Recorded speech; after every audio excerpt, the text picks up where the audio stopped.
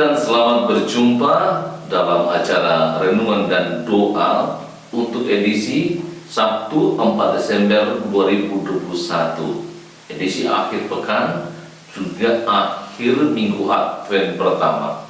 Sebelum membaca dan merenungkan firman Tuhan, mari berdoa. Bapa kami yang ada di surga, kami bersyukur atas hari ini. Kami mau membaca dan merenungkan firman-Mu, Tuhan, berkatilah kami. Berfirmanlah ya Tuhan, kami telah siap mendengar. Di dalam nama Tuhan Yesus Kristus kami berdoa. Amin.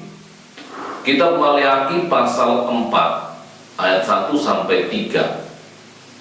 Firman Tuhan dari kitab Maleakhi pasal 4 ayat 1 sampai 3 berbunyi, bahwa sesungguhnya hari itu datang menyala seperti perapian, maka semua orang gegabah dan setiap orang yang berbuat fasik menjadi seperti jerami dan akan terbakar oleh hari yang datang itu. Firman Tuhan semesta alam sampai tidak ditinggalkannya akar dan cabang mereka. Tetapi kamu yang takut akan namaku, bagimu akan terbit surya kebenaran dengan kesembuhan pada sayapnya. Kamu akan keluar dan berjingkrak-jingkrak seperti anak lembu lepas kandang. Kamu akan menginjak-injak orang-orang fasik, sebab mereka akan menjadi abu di bawah telapak kakimu. Pada hari yang kusiapkan itu, firman Tuhan semesta alam. Amin. Judul renungan hari ini, hari Tuhan itu pasti. Saudara-saudara yang dikasihi Tuhan, menanti janji Tuhan tentang hari Tuhan sesuatu yang sungguh tidak dapat diduga.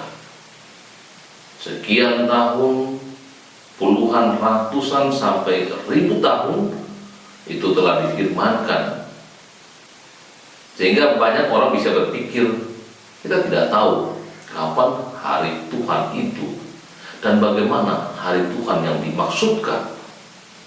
Dalam kitab Maleakhi pasal 4, hari Tuhan itu semacam hari penghukuman, hari penghakiman terhadap orang yang fasik, dan orang yang takut akan Tuhan akan bercahaya, akan berkilat. Karena itu dalam teks ini mengingatkan kembali kepada orang yang gegabah, orang yang sungguh kecewa terhadap apa yang dilakukan Tuhan terhadap umat pilihan, umat kesayangan, yang justru banyak menanggung penderitaan ketimbang orang-orang fasik. Orang-orang gegabah itu berkata bagaimana tentang hidup orang fasik. Mereka mujur-mujur saja, dan sekalipun mereka menantang Tuhan, mencobai Tuhan, mereka pun luput dari hukuman.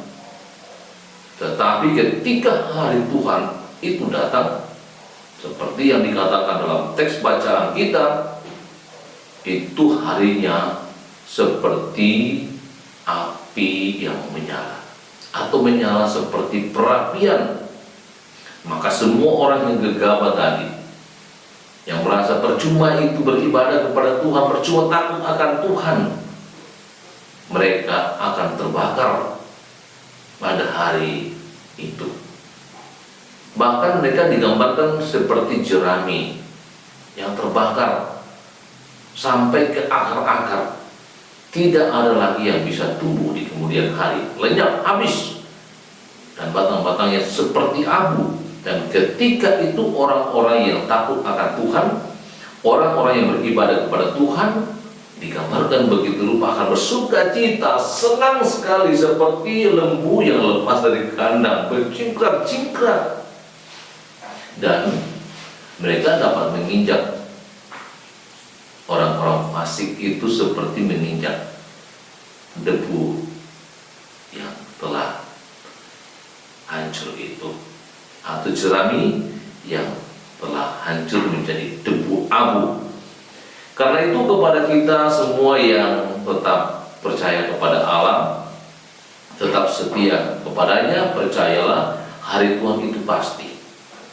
Maka orang-orang yang takut akan Tuhan itu akan menerima apa yang dijanjikan Tuhan itu.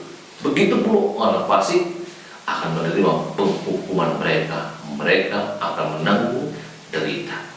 Tetaplah percaya kepada Tuhan dan pertahankanlah kesetiaanmu itu kepadanya lewat beribadah, berdoa, baca firman, dan menyatakan cinta kasihmu kepada sesama. Sekali lagi, di minggu Advent pertama ini kita diajar untuk merendahkan diri kita, merendahkan hati kita, mengharapkan cinta kasih Allah yang akan kita renungkan di minggu Advent yang kedua. Tuhan Yesus memberkati kita semua. Amin. Mari berdoa.